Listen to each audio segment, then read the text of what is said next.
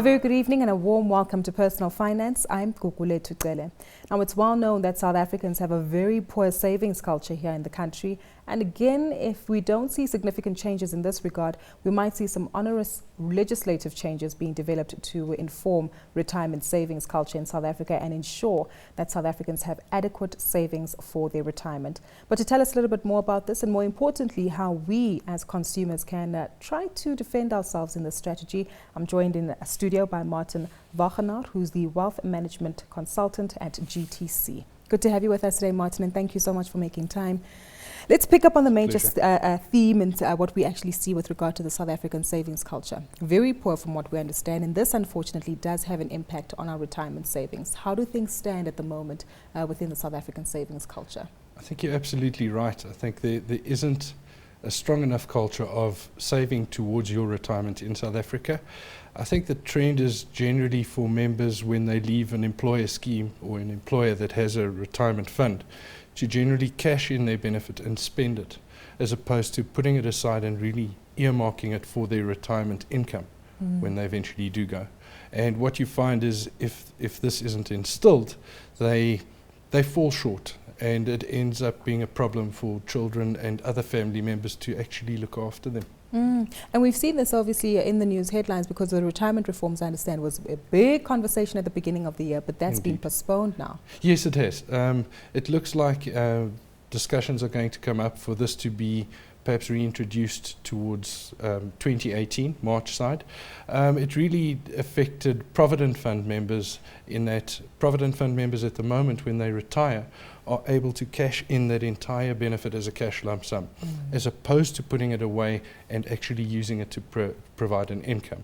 That is what's been put out at this stage. Pension fund members, they are at retirement able to access a third of the benefit as a cash lump sum, and 2/3 actually needs to be put away and provide a monthly income to them.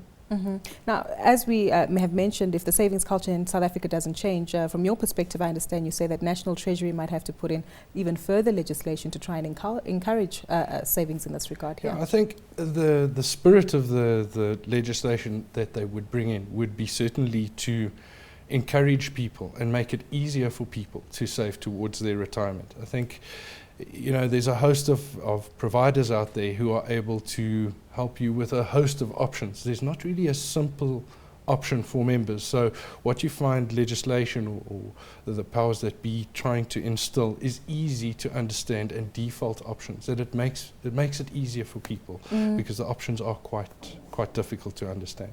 Let's talk about those options, because we know that they impact different members of society differently, whether it be my mother who's turning 60 next year or myself who's still got some time to go before retirement. Let's talk about my mother. In the next few years, how does she need to necessarily take advantage of the options that are available to her to ensure that, number one, her retirement savings are enough to have a get by for her retirement period? I think the first thing is for people to be conscious of where they need to be and how much they have and what it will take to be in a place where they are able to look after themselves. And there's nothing worse than actually being at retirement and finding out that it's not enough, right? Because that's a reality for many South Africans. Absolutely right. I think people often look at the options and the plan a little bit too late. And it's certainly the younger people that need to say, right, there's the goal, and meet with their advisors to keep them on track to make sure that they do achieve that goal. It's a little bit late when someone says to you, I'm 62 years old, I'm retiring at age 65, and I'm short, how do I catch up? The time frame is critically important, and that's what one should remember. So the quicker you can get in front of someone that can put together a proper plan for you to make sure that you reach your retirement goals, that's what it's about. So make sure that you've reached your retirement goals, make sure that the funding is adequate, and then what are the options as well when it comes to living annuities or other options when it comes to the survival and actually accessing that income during your retirement period? Yeah, the retirement products that we have that are available out there in industry, I think, need to be clearly defined and explained. Living annuities in particular are at a point where people, when they get to retirement, they actually rely on the capital to provide them with an income. And the capital is reinvested.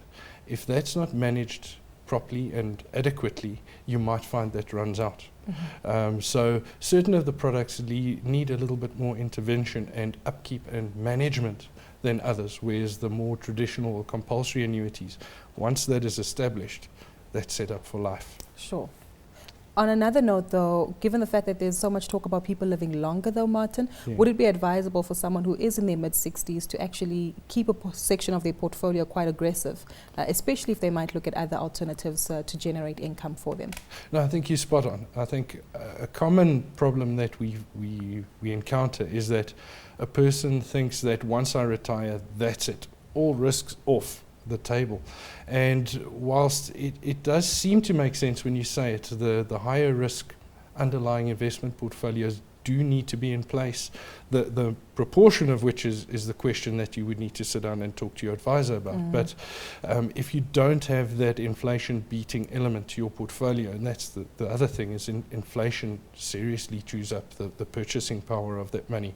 It needs to be considered when you do this planning. So you need those higher risk investment portfolios to give you the growth that you need, that you don't outlive your money.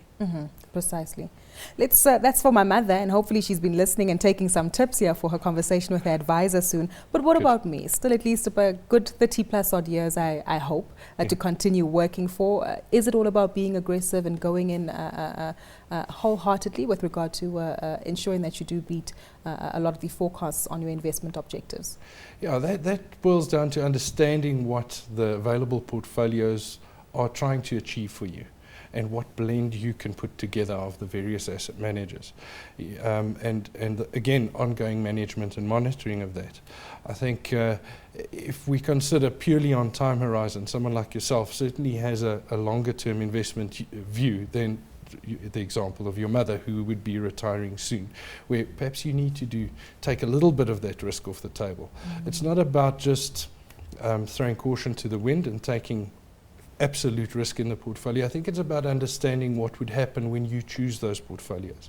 So if you're going to choose an aggressive investment portfolio, you will find that there's going to be this volatility coming through. A lot of people panic, and that makes them perhaps choose the wrong investment option at that time when things are down. So not panicking is quite important. So the understanding of the portfolio, very important, yeah. Understanding the long-term objectives, as you say. What about tax-free savings account? And that goes back to the overriding theme with regard to trying to bolster the savings culture in South Africa. In the context of someone like myself versus my mother, are these methods and tools that we can also use to perhaps increase our retirement savings? Certainly. Tax-free savings accounts for me would be more to it would be a longer term savings vehicle. They don't quite work like retirement funds would. For example, a retirement annuity to supplement specifically retirement savings. And it's important to note that most retirement vehicles are pretty illiquid, whereas the tax-free savings account you can access and put money into, but there are limits to that. And the growth inside those tax-free savings accounts is what is tax-free. Whereas retirement funds, generally your contributions toward the retirement fund, you get your relief on the contributions towards, as well as the growth inside. So there are intricacies, again, that's important to sit with an advisor for. Precisely. On that same topic, though, so often from viewers we get the question of having multiple methods of saving for retirement, and that's having an RA and a pension fund. Is that often advisable? Because I think sometimes people panic and they just start thinking that the more options I have available, those might work for me. Yeah, I think it's important to have a balance of retirement funds, specifically pension, provident and retirement annuity funds, as well as what we would call discretionary investments or after-tax investments that are liquid. So you can take out of and add into these discretionary investments at any time. So if you were to need a lump sum at a specific point in time, that's when you would look to something like a unit trust or even perhaps a tax-free savings account. Whereas the retirement funds, once you retire from them, it's generally a set income stream that you get, and it doesn't always make provision for a big lump sum. So understanding the accessibility of the two types of investments is quite important. Martin, we've said quite a bit, but for those who missed out on the conversation, let's get a quick recap of some of tonight's key takeaways. Martin, we've mentioned quite a few, but what are the critical elements for viewers to bear in mind? Okay. Gugu, I think that the earlier you can get in front of an advisor who can put a proper financial plan together for you to make sure that you hit your retirement goals specifically for income, and also make sure that you provide for any lump sum requirements that you have. The earlier that you do that, the better, and to review that plan on a regular basis. And I take it for those of us who still have some time to save for the retirement, preservation is key, right? Absolutely. Very difficult to catch up if you cash in your retirement fund before it's due. Precisely. Thank you so much for your time today, Martin. Greatly appreciated. Pleasure. Sharing insight with us as to how best to prepare for our retirement, especially in such a changing world where the dynamics from a regulatory point of view have been shifting. But that's how we wrap up our conversation for tonight. A big thank you once more to Martin Wagenaar, who's Wealth Management Consultant at GTC, for joining us this evening. You too can share your insight and thought with us over social media platforms. So tweet any of your comments to @CNBC Africa using the hashtag Finance410, or to myself @Gugulethu. Until next time, have a wonderful evening.